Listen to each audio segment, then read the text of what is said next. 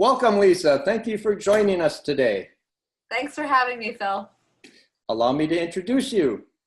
Acclaimed as the Oliver Sacks of fiction and the Michael Crichton of brain science, Lisa Genova has captured a special place in contemporary fiction, writing stories that are equally inspired by neuroscience and the human spirit. She is author of 5 New York Times best-selling novels, including her latest book, Every Note Played. And could you hold up that book, Lisa? Just so happen to have it. Yeah.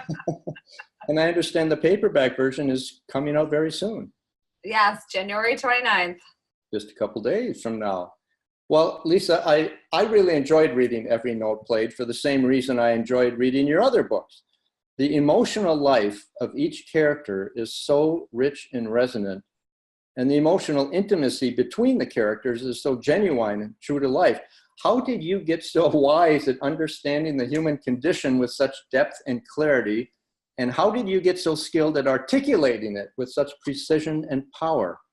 Oh my gosh, Phil, thank you so very much. And it's so fun to be in conversation with you again. I think you were the very first video interview I ever did in my life, way back when Still Alice was still self-published. So it's fun to be back with you. I don't exactly know. I don't have any training as a writer. My training is in neuroscience. I used to do brain research. And then when I made the switch over to writing novels, I read everything I could about writing craft, and I learned a lot. So I kind of think of myself as a lifelong student. And so I read Stephen King's On Writing, Natalie Goldberg's Writing Down the Bones, Bird by Anne Lamott. Julia Cameron, The Artist's Way, and The Sound of Paper. So I learned about how to construct a story. I also learned a lot about writing through acting. So while I was writing Still Alice, I also trained as an actress, and I found that a lot of the principles of acting apply really well to understanding characters and human beings. So you learn that everybody wants something, and who gets it and who doesn't, and why, and how are people changed by what happens, and only growth and conflict are interesting. What else did we learn? You're always telling the truth under the imagined circumstances. And so I know with these stories about neurological diseases and conditions, they can't be about the neurological diseases and conditions. Let me explain. So if I'm going to write about Alzheimer's, Huntington's, traumatic brain injury, autism, ALS, bipolar disorder, if I'm going to write about those from a scientific perspective, that belongs in something like the Journal of Neuroscience. But if I'm going to write a story about people living with those conditions, and I really think that's the most powerful way to learn about something like Alzheimer's or any of these, really feared and misunderstood neurological and brain disorders, it has to be about the human condition, not the neurological condition. So a novel and story is a different vehicle. And so while I'm learning and you're learning about, say, ALS and Every Note Played, it's wrapped in a story about people who live and die with it. And so part of the way I understand that is in doing the research for these books. I come to know a lot of people who've been diagnosed with these diseases and conditions. So for example, with ALS, I came to know a dozen people who were diagnosed with it and their families and all of the people who come to treat and help them, and was intimately involved with them.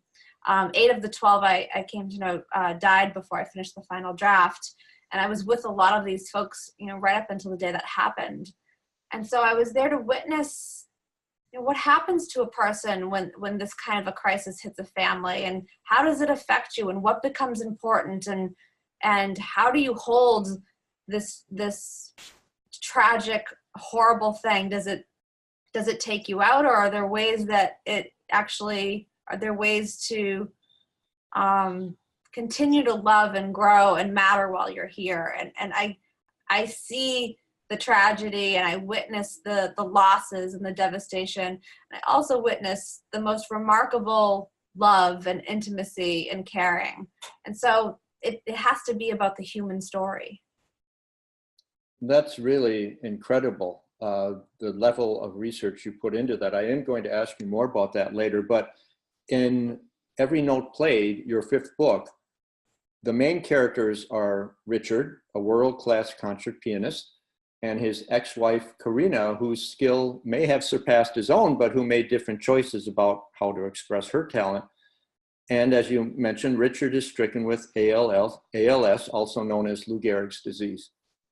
How did all the elements of this plot and these characters come together until everything clicked and you knew this was the perfect framework to present the progression and the physical, emotional, and spiritual effects of ALS? Oh, thank you.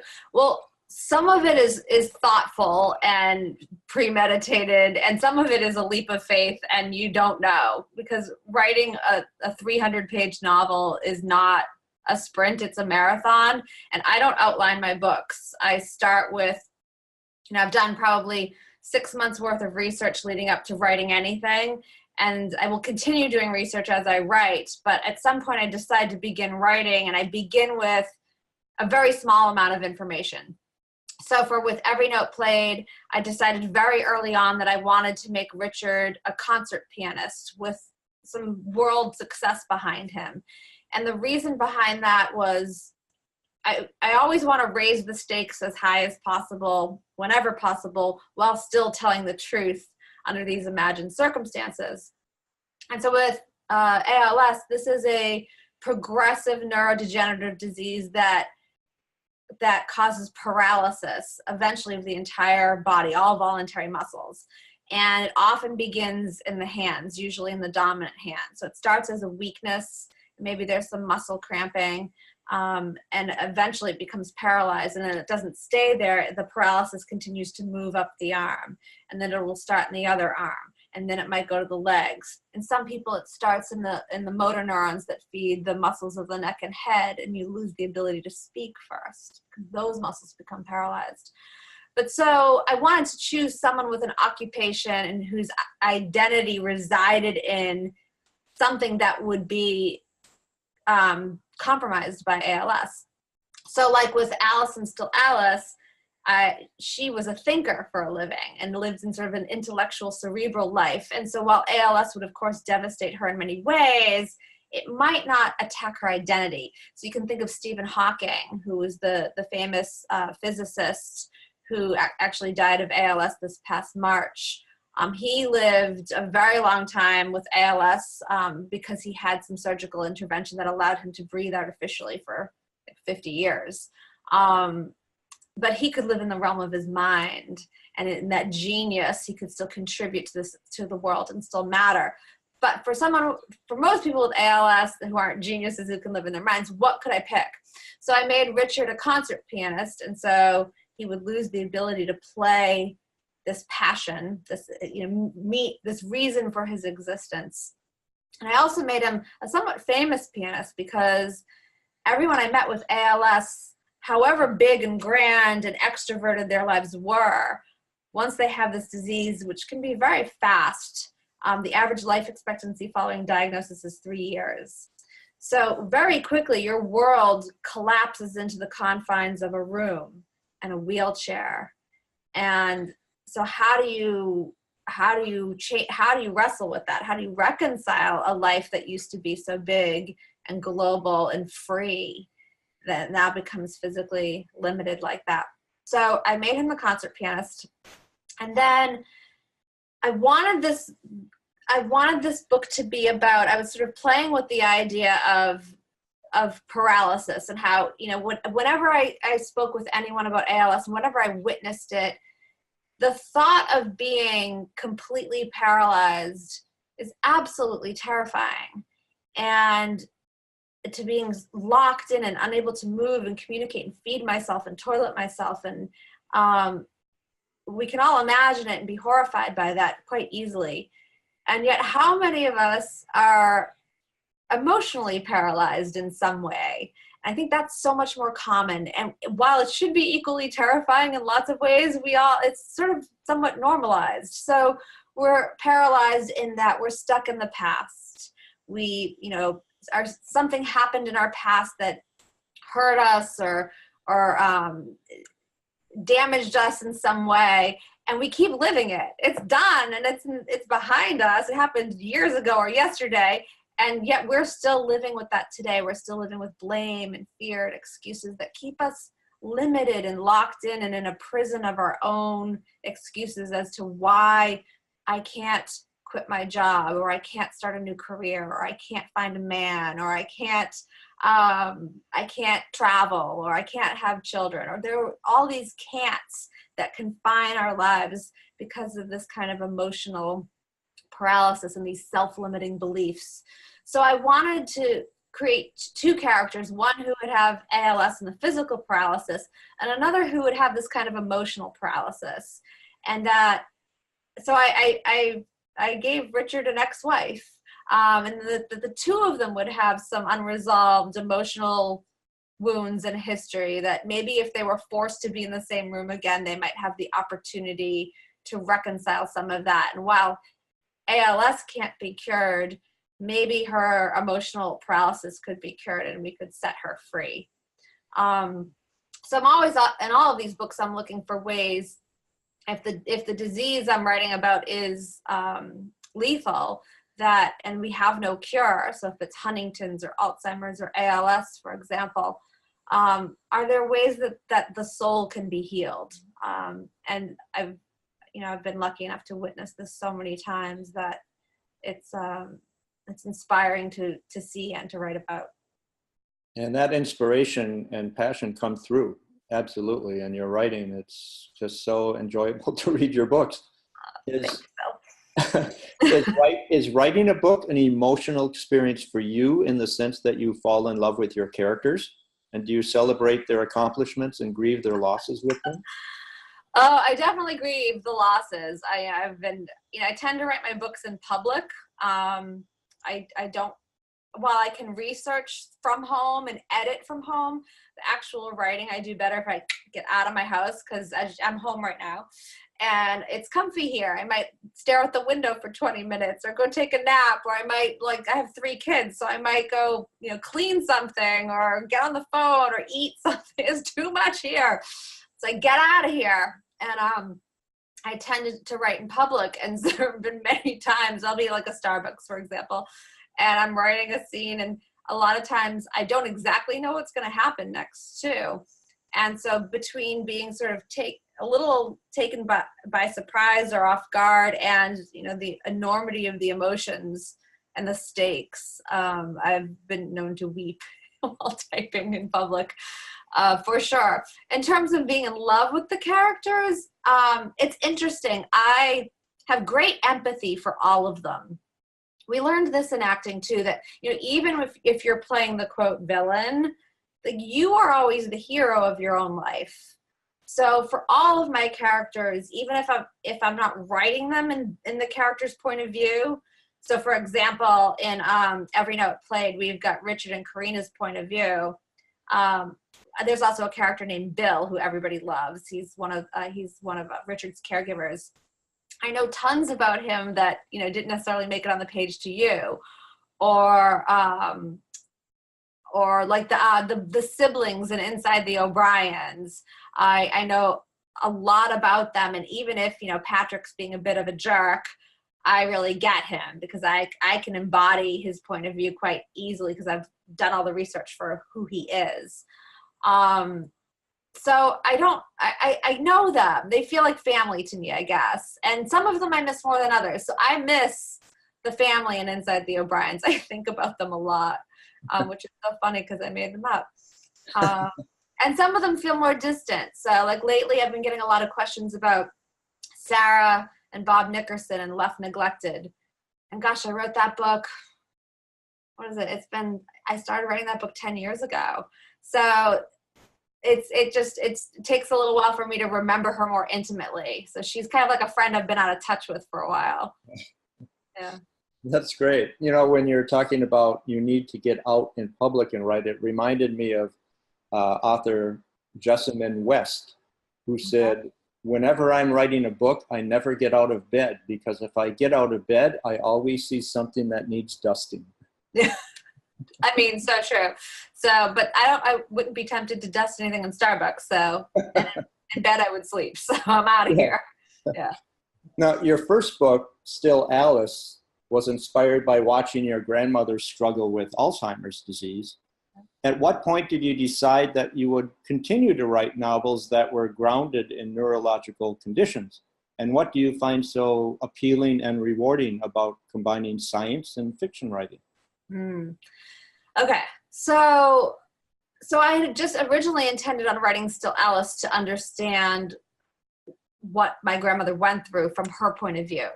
So when she had it, I was a neuroscientist, and my background was in science, and I was also a strategy consultant. So I was in biotech and pharmaceutical world, and I was in brain research world. And as a neuroscientist, I tried to understand her disease. And I did, as much as we can understand the neuroscience of Alzheimer's, I got that. And I read the medical literature on it too, so I understand the doctor's point of view. And I read the 36-Hour Day and a bunch of other books like that. And so I got to understand the caregiver's point of view, and we lived the caregiver's point of view. But what was missing was, well, what does it feel like to have this from her point of view? And that, to me, was the key to get to empathy. So I could feel bad for my grandmother, and I could feel bad for all of us, and I could feel heartbroken and frustrated and embarrassed and confused and upset and all of that. But I didn't know how to feel with her. And that was really the inspiration for writing fiction. Like, well, if I could write a story about a woman with Alzheimer's and tell it from her perspective, then that might give me that answer of what does it feel like to have this. And so I recognized, so I wrote Still Alice to satisfy that. And then it took me, as you know the story, no one would publish it at first because Alzheimer's is so scary and people don't want to talk about it, and it's in the closet, or at least it was. And so I self-published it and sold it out of the trunk of my car for almost a year, and then it finally sold to Simon & Schuster. And so at this point, I could make a living as a writer because a real publishing house was now paying me. And they offered me an advance to write 2 more books. And so now really was the decision, do I want to be a writer, or do I want to go back to science or consulting or something having to do with neuroscience in the more sort of traditional role? And I decided to stick with it. And it's absolutely, like, I feel like I'm living out my life's purpose, and I'm excited every day to do what I do. And why I'm excited about it is, well, I think that I don't know of any other novelists out there. Certainly other people could do this, but as far as I know, I'm the only one I know with a neuroscience background. I have a PhD in neuroscience from Harvard, who writes fiction. And so I think this is the unique lens that I bring to fiction. So other people have asked, well, are you ever going to write about something else? At one point when my oldest was younger and she was into the Twilight movies, she asked me if I would ever write about werewolves and vampires. And I don't think so. I think that this is sort of my unique contribution to fiction, is this neuroscience lens. I still love it. I'm fascinated with how our brains work to allow us to think and feel and remember and desire. So I continue to be fascinated with the subject, and then using story as a vehicle for empathy and truly understanding what it's like to walk in someone else's shoes.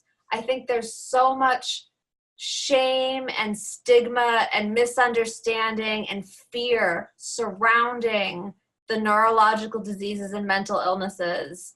And, reading the Journal of Neuroscience isn't going to change that. But, so most of us are afraid of Alzheimer's or bipolar disorder or autism. Like, we don't understand these things. And if we see someone with it, we might, if we're not familiar with it, we human beings hate to be uncomfortable. And if I'm not familiar with something, it makes me uncomfortable really fast. And if I'm uncomfortable, I go into fight or flight, and I'm just going to get away from that. I want to see it. And so now I'm ignoring all of these human beings who, are more like me than not like me. So story gives me a chance to help educate the world from a place of empathy what it feels like to have ALS. So like with ALS, how many of you out there dumped a bucket of ice water over your head, right? So millions of us did this to raise money and awareness for ALS. And so maybe you did this, and so you're familiar with the 3 letters ALS, and maybe you donated money, which is awesome, and helped advance the research toward finding treatments and cures. But do you know anything about ALS beyond those 3 letters? Do you feel anything about ALS having done the Ice Bucket Challenge? Probably not. And so my hope is that in writing the story about someone living with it, you can begin to imagine what that journey is like. And so then the next time you come across, someone with ALS, or it's in the news, you connect the human beings with it in a better way. Well, that's great. And I love that description, a neuronovelist. That's great. And you mentioned educating people, which is a wonderful and perhaps overlooked aspect of your work, educating people through your books. What kind of responses have you received from people from your books about heightening their awareness of these conditions and the people who suffer from them? Thank you. I feel so lucky to be a writer in this day and age where we have social media and ways to interact with readers from all over the world. So the education piece comes from in all different ways. I hear from physicians who recommend the book to their patients and families. Greg O'Brien, who's a friend of mine with early onset Alzheimer's, when I first met him back in 2011, he hands me his neurologist's doctor report. And I'm like thinking, does he think I'm a clinician and I'm going to help, evaluate this physician's report? And he opens to a particular page, and it's the prescription, and the neurologist, prescribes Aricept and Namenda and Nystatin and aspirin and reads Stillalis. So that's how Greg found out about me, was from his doctor.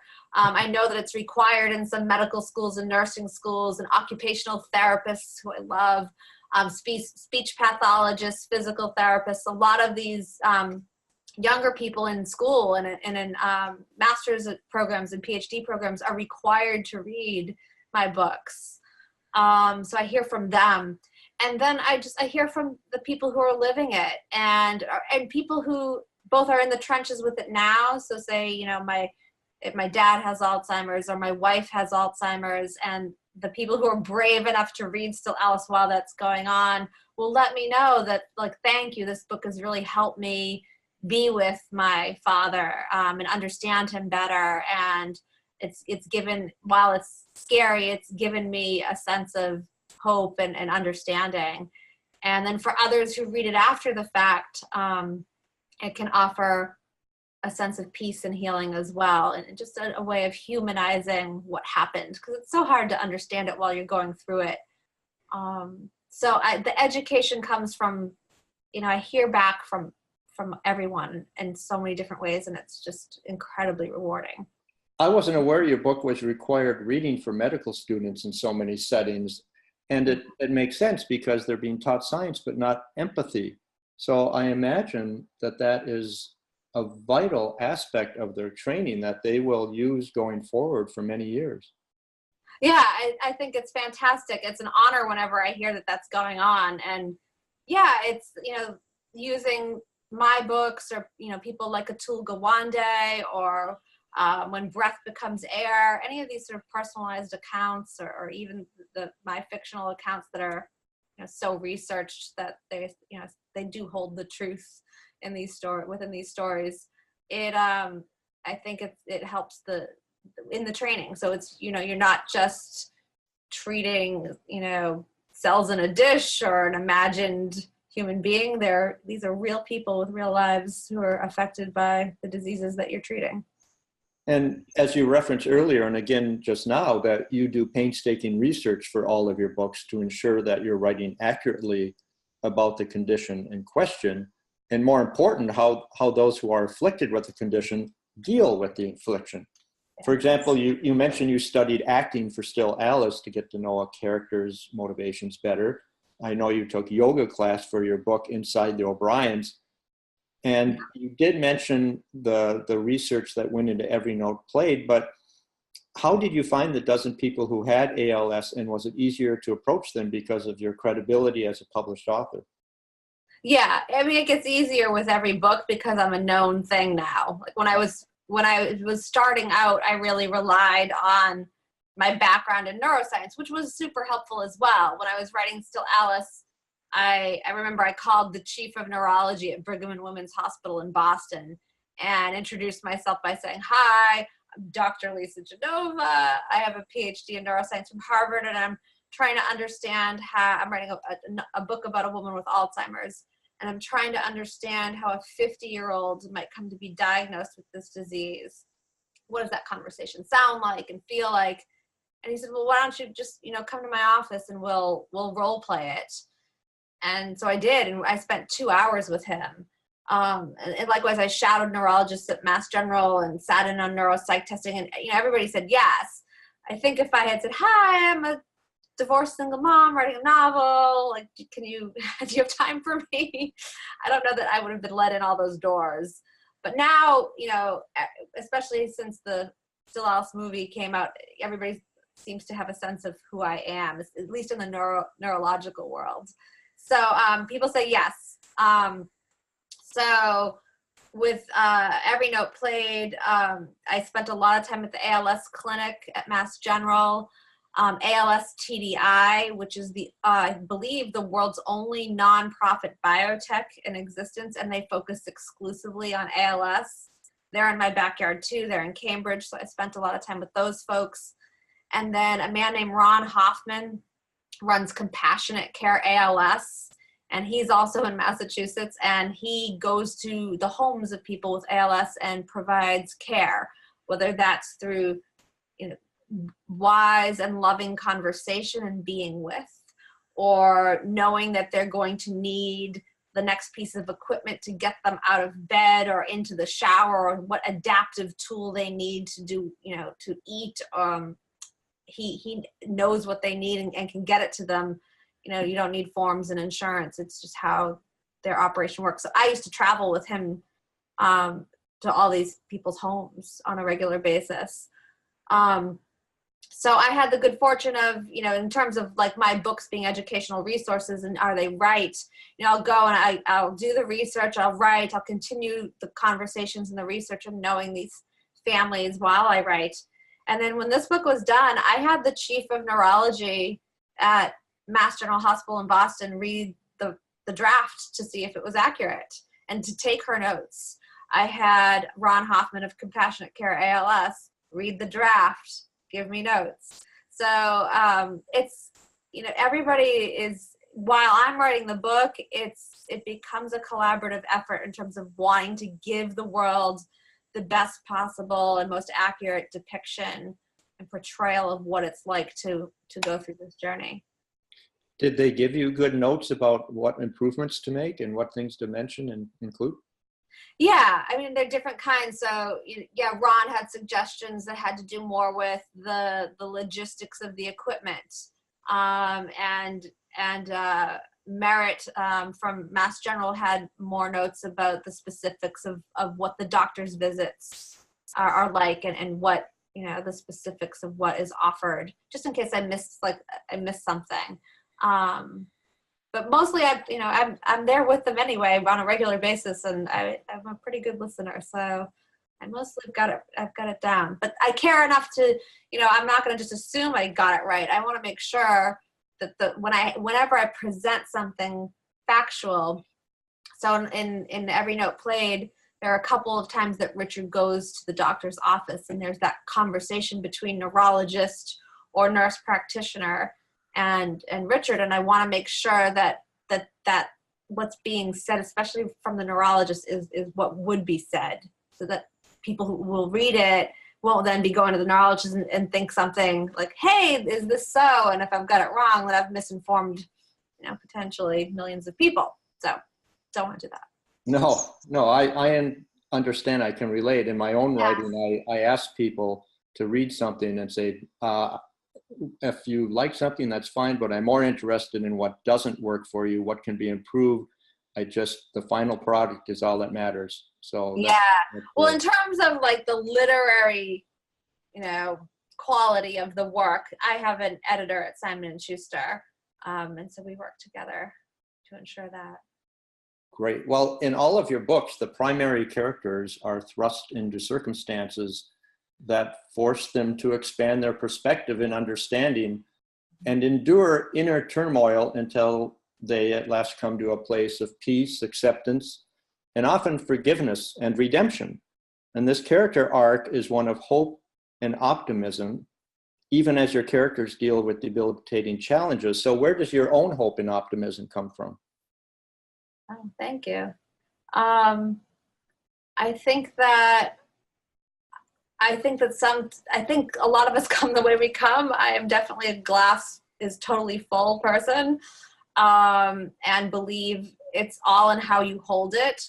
And in fact, that saying right there, it's all in how you hold it, was articulated to me by a man with early onset Alzheimer's many, many years ago, who has Alzheimer's and refuses to let that take his spirit down and to lessen the quality and the joy and the love in his days.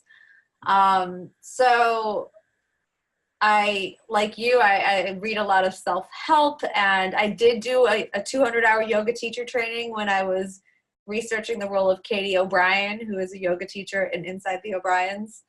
So I think I just lean toward optimism and hope, and I believe in unconditional love. I believe that all human beings are connected. I believe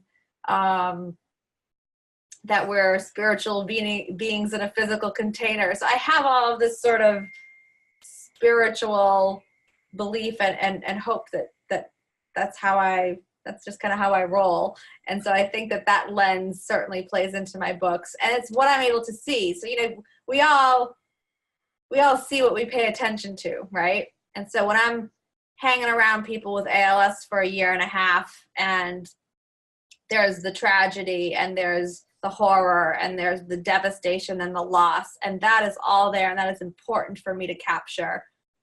I also have my eyes and ears and heart open to the love. Like, where's the love? And are there ways that actually grows while everything else is being diminished? Where's the hope? How do you find hope in a situation that's hopeless? Do people do that? And they do, and it's remarkable. How do people reframe their situation so it doesn't sink them? People care about their legacy. They care about love. They care about forgiveness. When faced, we all think we have forever. So if you're not faced with ALS or Alzheimer's or some of these others, we can tend to kind of, roll through our days thinking like, oh, I'll do the hard stuff later, or I don't have to think about it, or I'll be around forever. And so we avoid maybe reconciling our relationships or focusing on what matters because we think we have time later. So for people with ALS, I saw them get crystal clear on what matters and pay very close attention to that and nourish that. And that's inspiring to see. And I was looking for it. So when I pay attention to the hope, I can then incorporate that into my stories. And I want to give people that. I think that, these journeys are incredibly difficult to go through, and it's heartbreaking and it's awful. And I really do also hope for the day when we have a cure for ALS, we have a cure for Alzheimer's, we have survivors for these diseases. And until then, I think that the families going through it deserve our love and caring and not our abandonment, because what they're going through is a little tough for us to look at. I don't think that people should have to deal with shame or alienation or isolation on top of the burden of these diseases. And so I want to write a story that offers them some hope and some companionship. Well, as you're talking, I flashed to a scene in Every Note Played, speaking of love and reconciliation with Richard and his brothers toward the end. And that was just beautiful the way that they made peace with each other. And that just came through loud and clear. Oh, good. Thank you. You know, it's so funny, that scene, without giving anything away to the folks who haven't read it yet. So I wasn't planning to write that scene with the brothers. I wasn't home. I was away, and I was writing, and toward the end of the chapter, before this reconciliation scene with the brothers, something happens that then forces Richard to be in the room with his brothers. And I hadn't planned it. It totally shocked me. I wrote the end of that chapter, and I went, oh no! Like, now I have to figure out what the brothers look like. And I wasn't planning on them really even being in this book. And so they came in by surprise and by accident. I'm so glad that that happened, because that was such I think an important and lovely moment in Richard's journey. And that leads right into my next question, which I didn't expect it to, but it does. Okay. Which is, before you begin a book, do you have clarity about the relationship between all the characters, or do you get surprised by their choices and reactions as you write? Oh yeah, totally surprised. So, which is both really fun and terrifying, because I don't know what they're going to do. And it's like, again, that sort of, you do all this research and have a really good sense of what's possible with any of these diseases. And I've seen all of these families, and I have a sense of the, now I'm I also have to do the research for, so Richard's a concert pianist. I didn't know anything about that. So I'm going to piano recitals and piano concerts, and I took piano lessons, and I'm interviewing like world-class pianists, and I'm learning about jazz and classical. And so I got to do all this research, but then it's that leap of faith. It's, well, now I'm going to write a story that doesn't belong to anyone. And is it all going to work? Is it going to make sense? And there's a great TED Talk by Elizabeth Gilbert, who wrote Eat, Pray, Love, that I just love, because it speaks to me, like, where it's like this, so many times when I'm writing, it feels like it comes through me and not from me. So one of my favorite examples was when I was writing Love, Anthony. The main character, the mother of Anthony, the boy who had nonverbal autism, she's at one point, the book place takes on Nantucket, and she's walking through the neighborhood, and this is a very sort of internal scene in this chapter, where whatever she's thinking, but she picks up the mail along the way, and then the chapter ends with her at the front door, and she looks down at the mail, and she's holding a letter from her ex-husband. And when I typed that, I stopped, and I went, no, don't have a letter from your ex-husband, because I have no idea what it says. And clearly, like, I'd have to explain that in the next chapter, because if I end it there, I had to have put it in for a reason, and I don't have a reason. So, like, no.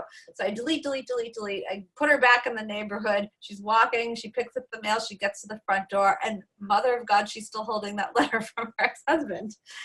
And so I, like, look up to this guy. I'm like, who's writing this? So I just allowed it. I said, okay, you've got a letter. I don't know what it says. I don't know why it's there. Let me go find it. Like, when I come back tomorrow, hopefully it'll make itself known. So it's a strange collaboration with, I don't know, the universe, the divine. I have no idea. That's hilarious.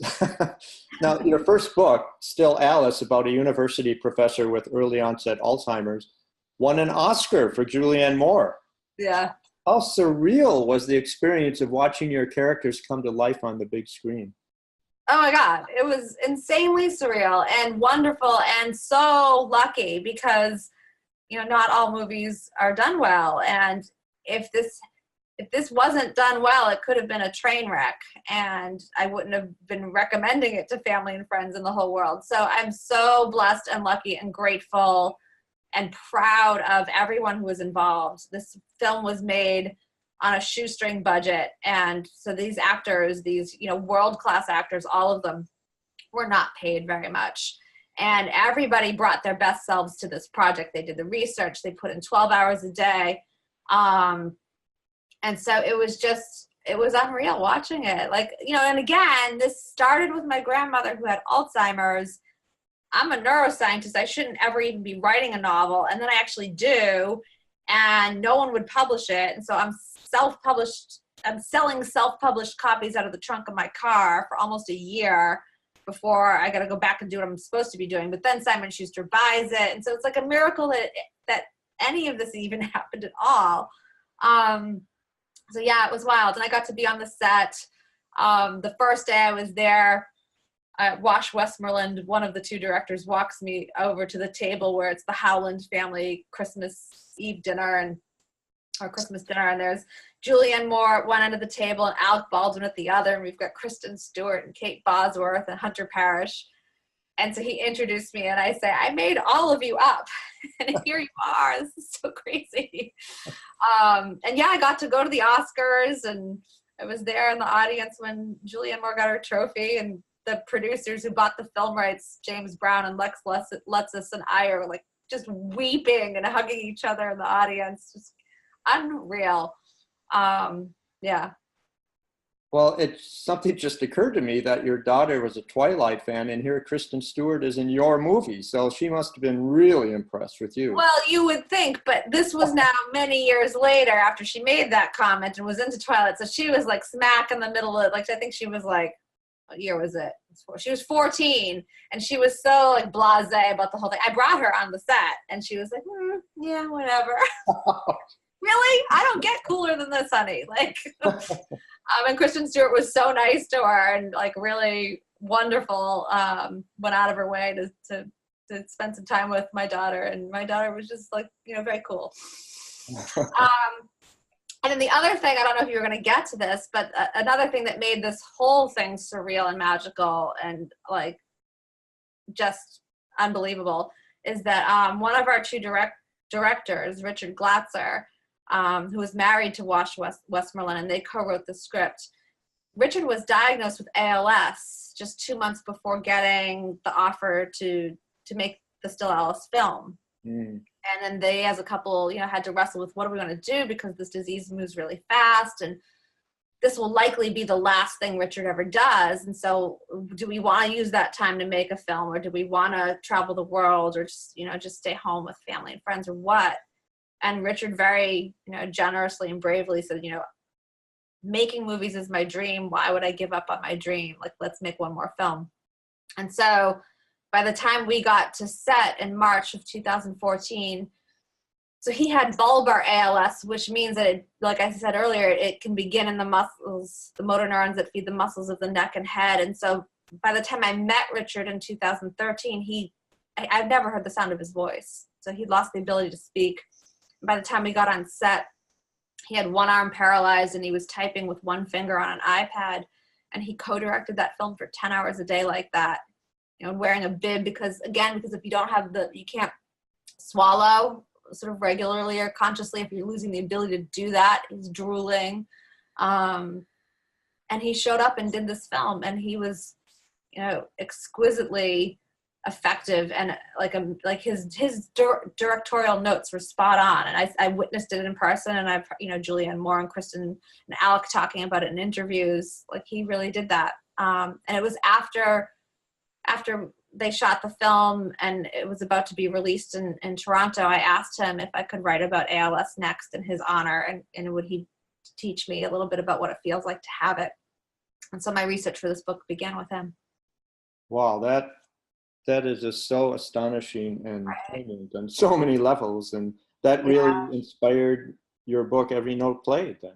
Right. And so, and he died just a couple of weeks after Julianne Moore won the Oscar. Oh, I'm glad he got to be there for that. He got to see it, yeah. So. Wow. Well, has there been any interest from Hollywood about any of your subsequent 4 books? Yes. So we've been knocking around with Inside the O'Briens for a while. We're going to be filming this summer. I'm not allowed to tell you who's in it yet, which is so frustrating. I can tell you because it was leaked a number of times and it didn't pan out. We had Russell Crowe a couple of times. It was Russell Crowe and Nicole Kidman for a hot moment. And for a number of reasons that fell apart. And then it has bumped around a lot to a lot of different actors and different directors. And I think it's a funny moment, and actually a wonderful moment, especially if you're in the industry, if you're an actor or a director. In Hollywood right now, there's so many opportunities with Amazon Prime and Netflix and Hulu and HBO and Showtime, and everybody's so busy. It's hard to get, and people are booked out years and years in advance. So we finally have all the pieces in place, and we're going to be good to go on Inside the O'Briens filming this summer. I have Left Neglected is being shopped out there with a bunch of A-list actresses to play Sarah Nickerson. So hopefully one of those amazing women will want to do it. And then for Every Note Played, there's some talk about that, but again, I can't tell you who.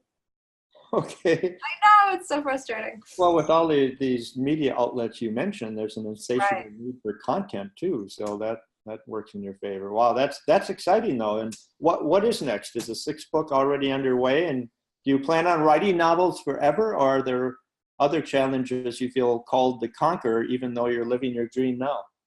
Oh, this is very nice. Well, in addition to writing, I do spend a lot of time speaking.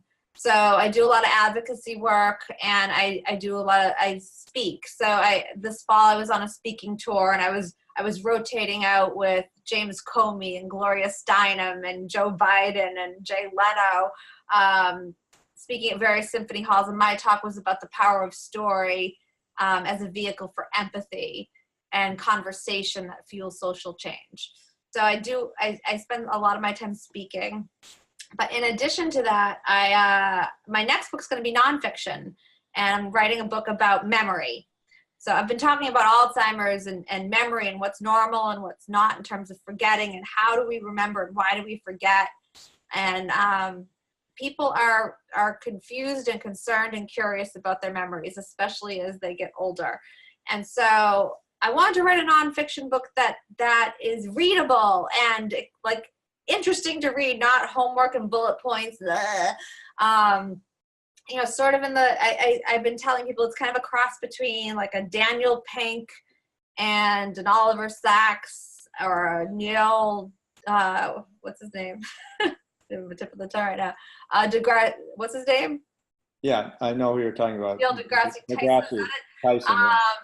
And it's going to be, you know, sort of story style education about how does your memory work. So I'm working on that now, and then my next novel will be about someone with bipolar disorder. You mentioned bipolar earlier, and I wondered if that was a future subject Yeah, matter. I haven't fully started that one yet because I am working on the memory one, and I should finish that one before the summer. But yeah, I think there's just so much. Whenever I suspect that or bump into that, there's a lot of fear and shame and secrecy around a disease or an illness or a disorder. I'm like, let's write about that. Let's bring it out. And I think a lot in mentioning that I might write about bipolar next, when I was on book tour for Every Note Played this spring, it just confirmed that I need to write about that next, because every audience I said that in front of, there was an audible gasp and a nodding, and then in the book signing lines, people saying, please write about that next. So I think that bipolar is affecting millions, and no one's talking about it openly. So maybe I can contribute to a conversation that helps. You know, I hadn't realized really until our conversation that your work provides such a valuable service to people who are suffering from these conditions, maybe not themselves, but in their family. So that's really a beautiful thing, that you're living your dream and making life more understandable and helping people reconcile, and it's a beautiful thing. Thank you. Yeah, I think that I think as human beings, we all want to be seen and heard, and we all want to stay connected, right? We all want to be loved. And I think a lot of these diseases and conditions cut us off from that birthright. Now I'm suddenly otherized, right? I'm different. And so people don't want to look at you. People don't want to hear from you. And you've become something scary to people. So yes, the reason I write these stories is to get rid of that stigma, get rid of that otherization, to see, you know, my note in Love, Anthony, that book about autism, one of the biggest lessons I learned in writing that story, and I say it in the author's note, I say, the spectrum is long and wide, and we're all on it. Mm-hmm. And once you grasp that, then you can begin to see how we're all connected. So seeing yourself in the other is really what I'm about in these books. And it's for everyone. It's for the people who, if I have bipolar, I'm probably struggling with, in addition to having that nobody gets what I have, and people are judging me, or people are excluding me. I get excluded from community. I get otherized. And so if a book comes out about that, it helps me see myself in that book, and I know I'm not alone. And then it helps the people around me who knew nothing about it start to see me and not be afraid of what's going on with me. So I just think it could help pull people back into community through story, because story is accessible. Again, people aren't going to read the Journal of Neuroscience. And, that's okay, because only us neuroscience geeks do that. But novels should be accessible to everyone, and movies are certainly even more so. So, while it's like ridiculously fun to make movies, and it's, my family and friends get all like starstruck, and it's, I get to put on pretty dresses if we get to go to the Oscars and Golden Globes and whatnot. The real excitement for me is like, oh, the movie is just such even more powerful vehicle for reaching people. So that potential really excites me. Well, that's wonderful. Lisa, thank you so much for sharing your wisdom and insights with us today. It's always wonderful to connect with you. Yeah, you too, Phil. I'm so glad that things are going so well for you. Thank you so much. Thank you for asking such great questions. Always good chatting with you. I hope we don't wait another 10 years for our next one. I know, right? Well, we stay in touch online, but this is fun. Yes. Thank you, Lisa. All right. Take care, Phil. Thank you so much.